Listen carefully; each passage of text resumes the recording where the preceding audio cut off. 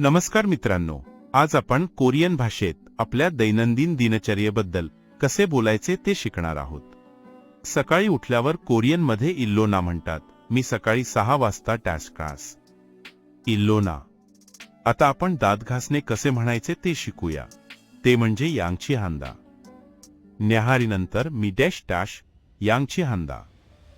कोरियनमध्ये नाश्ता करणे म्हणजे आचिम मोकनंदा. मी रोज सकाळी 7 वाजता डेशेश आचिम मोकनंदा. कामाला जाण्यासाठी कोरियनमध्ये इरे कंदा हा शब्द वापरतात.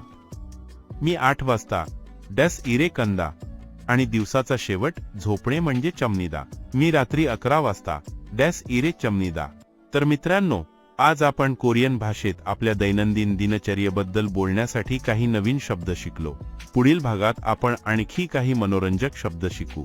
तोपर्यंत अभ्यास करत रहा आणि आमच्या चॅनलला सबस्क्राईब करायला विसरू नका.